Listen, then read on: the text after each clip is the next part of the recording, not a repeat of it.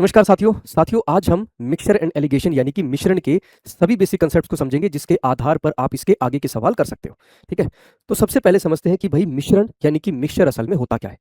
जब हम दो या दो से ज्यादा अधिक शुद्ध पदार्थों यानी प्योर सब्सटेंसेस को आपस में मिलाते हैं तो हमें मिश्रण प्राप्त होता है, तो हम मिश्रण प्राप्त करते हैं। जैसे सिंपल से एक एग्जाम्पल से आपको समझाता हूं। ये है मेरे भाई प्योर दूध और ये है मेरे भाई प्योर पानी। ठीक है, जब मैं इस दूध में पानी मिलाऊंगा तो मुझे क्या मिलेगा? दूध और पानी का मिश्रण मिलेगा। अब इस गिलास में दूध और पानी का मिश्रण पहले से ही बन चुका है, पहले से ही मिश्रण बन चुका है। तो अब इसमें ऊपर से चाहे मैं पानी डालूं, चाहे मैं कुछ और दूध डालूं, चाहे कुछ भी डालूं, मेरे भाई ये अब एक मिश्रण ही रहेगा, ये अब एक मिक्सचर ही रहेगा। तो मिश्रण बनाने के लिए प्रारंभिक चीज क्या है? हमें दो या दो से ज्यादा अधिक प्योर वस्तुओं की जरूरत होती है। जब हम प्योर वस्तुओं को मिलाते हैं तो ही हमें जाकर मिश्रण मिलता है।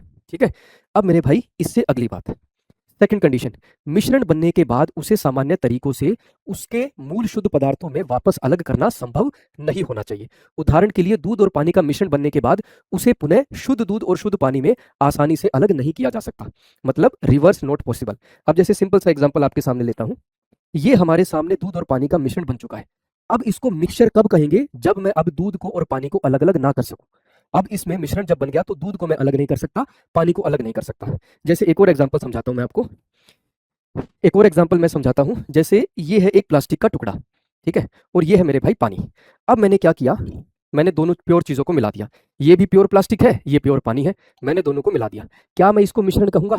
क्या मैं इसको मिक्सचर कहूंगा? नहीं, नहीं कहूंगा, क्योंकि मैं जब चाहूं इस प्लास्टिक को, इस दूसरे टुकड़े को पानी से अलग कर सकता हूं। पानी हमारा अलग रह गया और प्लास्टिक हमारा अलग रह गया, तो ये मिश्रण नहीं कहलाएगा। अब इसके बाद बारी आती है कि एलिगेशन क्या होता है। अब बारी आती है एलिगेशन क्या होता है। एलिगेशन वह विधि, एक विधि है जिसका उपयोग यह ज्ञात करने के लिए किया जाता है कि किसी इच्छित मान, जैसे शुद्धता मूल्य का मिश्रण प्राप्त करने हेतु दो पदार्थों को किस अनुपात में मिलाया जाना चाहिए। सिंपल सा एग्जांपल समझना। अगर आपको चाय बनानी है, चाय बनानी पड़ रही है किसी दुश्मन के लिए, चाय बनानी पड़ रही है किसी दुश्मन के लिए, तो भाई आप उसके अंदर दूध दूध जो है ना की मात्रा में डालोगे, ना के बराबर डालोगे, ना के बराबर। ठीक है, और पानी जो है मेरे भाई वो बहुत सारा डाल दोगे, उसको तो भर भर के डाल दोगे, भर भर के। ठीक है, और गंदी सी चाय पत्ती डाल दोगे, गंदी सी थोड़ी सी चीनी डाल दोगे, ऐसे ही उबाल के, थोड़ी सी उबाल आया, ले भाई इसको पकड़ा, जल्दी से इसको घर से बाहर निकालो, ऐसा कर दोगे। जबकि अगर आपको चाय जो है अपने प्रेम प्यार को देनी हो, ध्यान से समझना भाई, अगर प्रेम प्यार को चाय पिलाने का मन हो जाए, उसको मौका मिल जाए, तो आप पानी जो है बहुत आराम से डालोगे और उसके अंदर पहले चाय पत्ती डालकर बहुत आराम से उसको उबाला दोगे। फिर उसके अंदर जो है आप इलायची डालोगे, फिर अदरक डालोगे, वो भी कूट कर, कि अच्छे से वो भर जाए बहुत प्यार से। फिर जब थोड़ा सा उबाल आ जाएगा तो आप उसके अंदर जो है दूध डालोगे, फिर उसके अंदर आप जो है मीठा डालोगे, फिर उसको काफी देर तक जो है घोट घोट कर जो है प्यारी सी चाय बनाओगे, तब जाकर उसको दोगे। तो एक चाय रिजल्ट आपको यहां पर मिल रहा है और एक चाय आपको यहां पर भी मिल रही है, दोनों जगह रिजल्ट तो हमारे चाय। लेकिन यहां पर मैंने किस अनुपात में दूध और पानी को मिलाया और यहां पर मैं किस अनुपात में दूध और पानी को मिला रहा हूं कि मुझे एक इच्छित रिजल्ट, एक डिजायर्ड रिजल्ट मुझे मिले, उसी को एलिगेशन कहते हैं।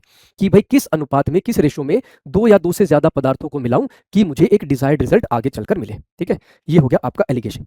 एलिगेशन की एक कंडीशन होती है कि यह भी ध्यान रखे मिश्रण किस आधार पर बनाया जा रहा है। Consider on which basis we are making a mixture. अब इस कंसेप्ट को हम क्वेश्चन के साथ समझेंगे ताकि अच्छे से बात समझ में आ जाए। देखो, बेसिक सवाल, सबसे पहला, 25 रुपए प्रति किलोग्राम वाली चाय को 35 रुपए प्रति किलोग्राम वाली चाय के साथ किस अनुपात में मिलाया जाना चाहिए ताकि मिश्रण का मूल्य 28 रुपए प्रति किलोग्राम हो जाए। भाई पहली चाय की कीमत कितनी है? 25 रुपए प्रति किलो। दूसरी चाय की कीमत कितनी है? 35 रुपए प्रति किलो। इन दोनों को किस अनुपात में मिलाया जाए ताकि मिश्रण जो हमें प्राप्त हो रहा है उसकी कीमत कितनी हो? 28 रुपए प्रति किलो, 28 रुपीज पर केजी हो जाए। इसको कैसे करेंगे मेरे भाई? हाँ जी, देखो, हमेशा ये बात याद रखना, हमेशा ये बात याद रखना कि यहां पर मिश्रण की जो वैल्यू होती है वो हमेशा प्योर वस्तुओं के बीच की वैल्यू होती है। किसी भी मिश्रण का मान, मिश्रण का जो मान है, यहां पर मिश्रण का जो मान हमारे सामने आया है वह सदैव उसके शुद्ध पदार्थों के मानों के बीच होता है। उदाहरण के तौर पर यदि 40 रुपए प्रति लीटर और 100 रुपए प्रति लीटर के दो किस्मों को दूध को मिलाया जाता है तो प्राप्त मिश्रण का मूल्य 40 और 100 के बीच ही होगा, यानी 40 से कम और 100 से अधिक नहीं हो सकता।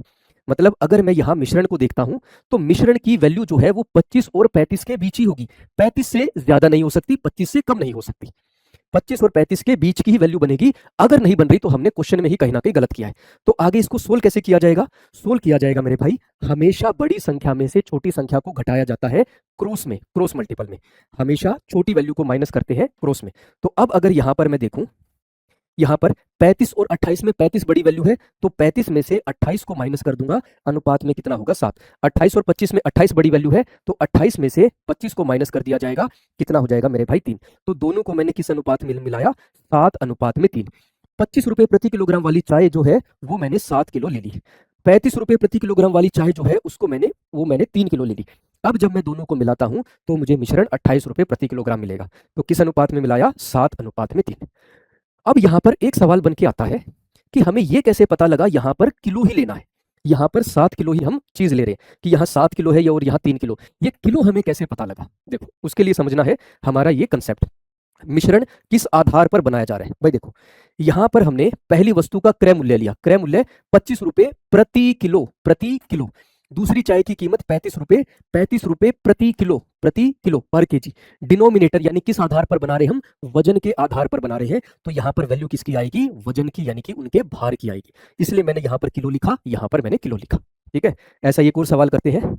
18 रुपए प्रति किलोग्राम वाली चाय को 24 रुपए प्रति किलोग्राम वाली चाय के साथ किस अनुपात में मिलाया जाए ताकि मिश्रण का मूल्य 20 रुपए प्रति किलोग्राम हो जाए।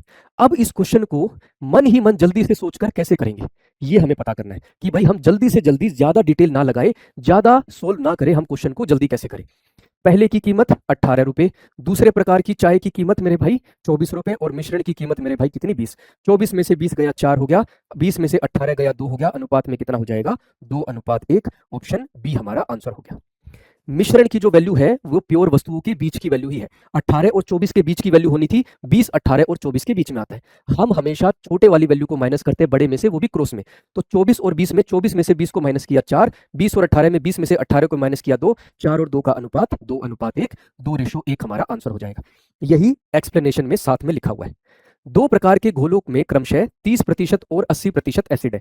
पहले में 30% एसिड है, दूसरे में 80% एसिड है, और मिश्रण में किस अनुपात में मिलाया जाए ताकि मिश्रण में 50% एसिड हो, 50% एसिड हो। फिर से मेरे भाई क्रॉस में एलिगेशन, 80 में से 50 गया 30, 50 में से 30 गया, कितना हो जाएगा? 20। कितना बना? 2 अनुपात में कितना हो जाएगा? 3 और 2। इस बार मैंने 30 और 20 नहीं लिखा क्योंकि मन ही मन मैंने पहले से कैलकुलेशन कर ली थी। यहां पर 30 और यहां पर 20 बनेगा तो 0 से 0 अपने आप ही कट जाएगा।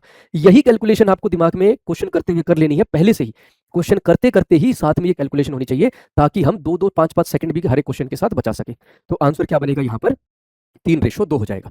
यही बात इसके एक्सप्लेनेशन में लिखी है। और ये सवाल अगर आपको समझ में आ गया तो इस क्वेश्चन का आंसर जो है आप मुझे कमेंट सेक्शन में देंगे। इस सवाल का जवाब आप मुझे कमेंट सेक्शन में देंगे। अब नेक्स्ट वीडियो में, अगली वीडियो में मिक्सचर एलिगेशन के जो टाइप सबसे ज्यादा पेपर में पूछे जाते हैं उनके ऊपर एक वीडियो लेकर आऊंगा और अच्छे से उन टाइप को भी समझेंगे। ठीक है, और इसी तरीके की वीडियो के लिए जुड़े रहिए रोजगार with Ankit defence YouTube channel पर। जय हिंद मेरे भाई, लव यू सभी को।